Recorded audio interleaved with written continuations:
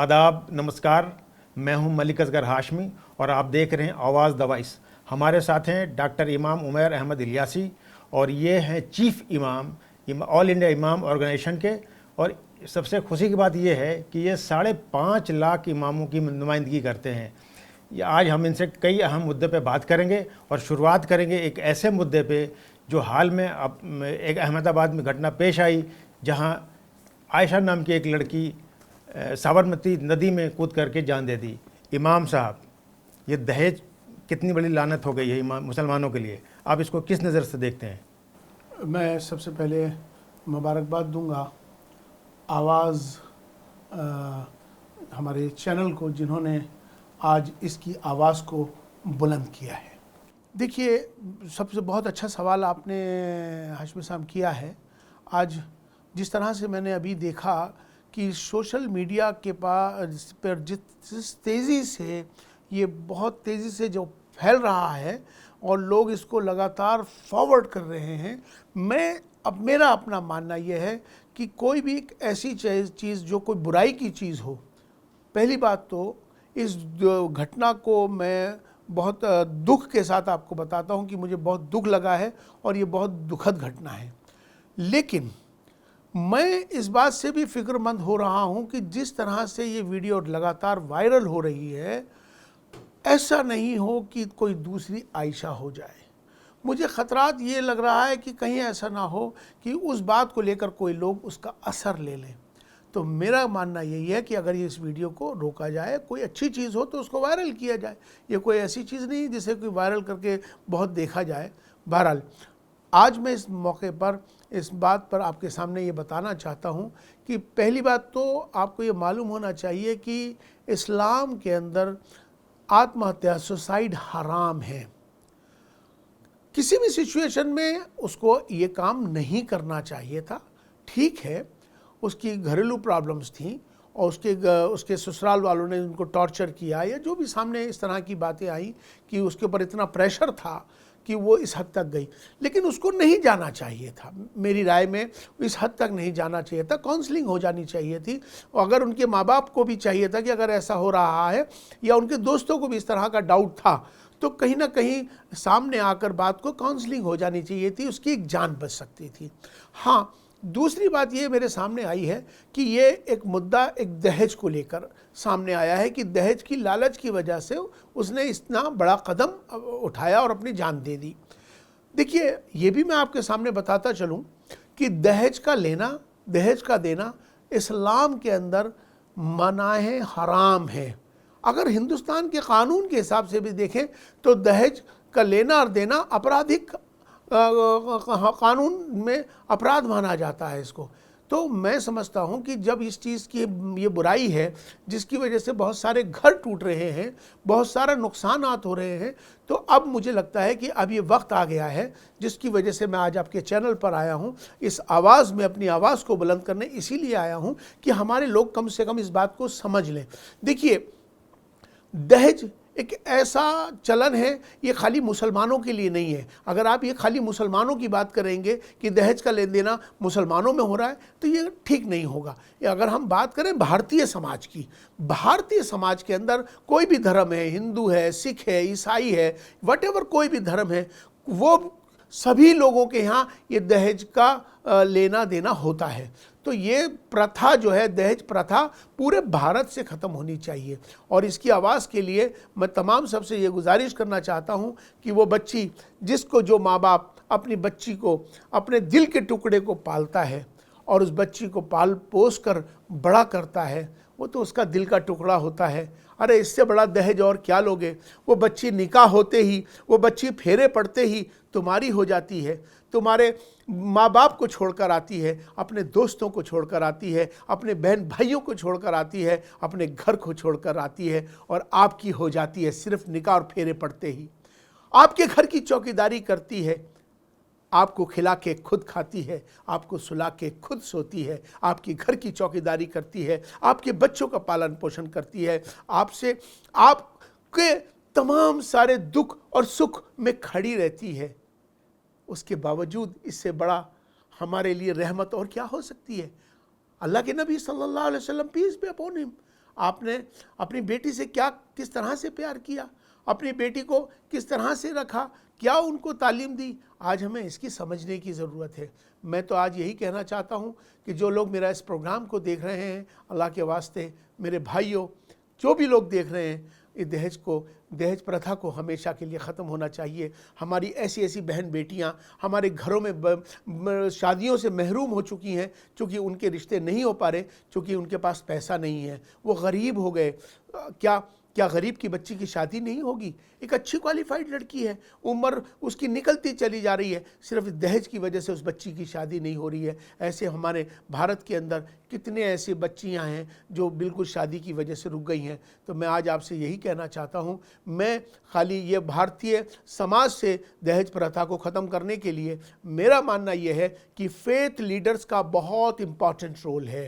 Faith leaders इसमें आगे आएँ, मंदिरों से, मस्जिदों से, गुरुद्वारों से, यहाँ तक कि चर्चों से, मठों से, तमाम सबसर, हमारे ग्रंथी, हमारे पादरी, हमारे इमाम्स अपने फ्राइडे सरमन्स में या संडे के दिन जब भी वो बयान करते हैं, अपने लोगों को ये ज़रूर कहें कि दहेज का लेना देना, इसे पाबंदी लगाएं। मैं समझता हूं कि जब फेथ लीडर्स और मंदिरों, इबादत गाहों से ये जब आवाज़ निकलेगी तो मुझे लगता है कि इसका एक बहुत बड़ा प्रभाव होगा, लोग उस पर ज़रूर अमल करेंगे।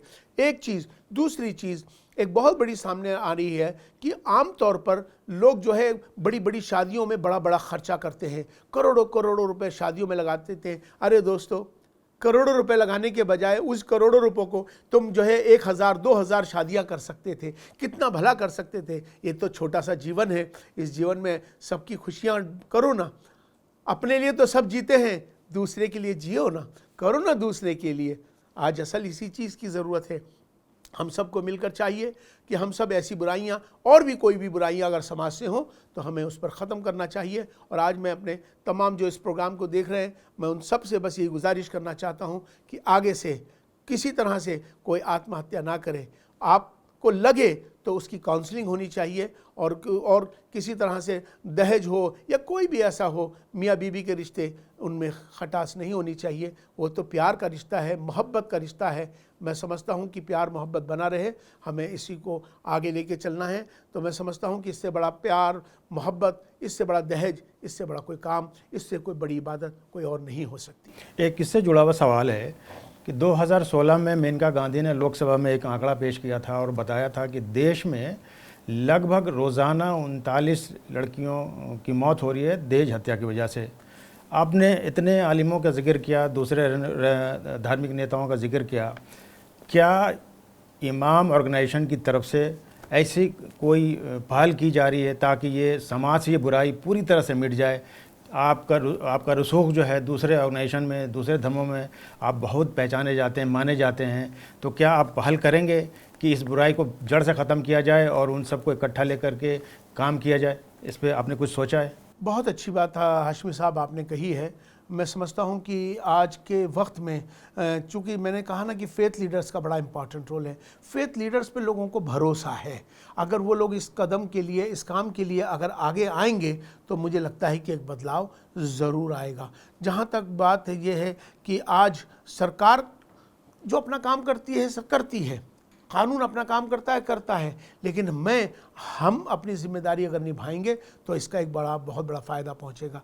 जहां तक इमाम ऑर्गेनाइजेशन की बात है तो भारत के अंदर 5.5 लाख मस्जिदें हैं। कल जुमे का दिन था, कल इस बात के लिए हमारे यहाँ पर बाज़ाब्ता हमने कल इस पर खिताब किया है और एक बड़ा ऐलान भी किया है। हमने तमाम हिंदुस्तान के तमाम सेंट्रल दारुल क़ज़ा को यह ऐलान कर दिया है, तमाम भारत के इमामों को, तमाम भारत के काजियों को, तमाम मुफ्तियों को हमने ये बात कल स्ट्रांगली कह दी है कि जहाँ पर किसी तरह का दहेज का मामला सामने आए या इस तरह से कोई दिखावे की शादी हो तो वो लोग निकाह ना पढ़ाएं। उसके लिए हमने कल बहुत बड़ा फ़ैसला लिया है।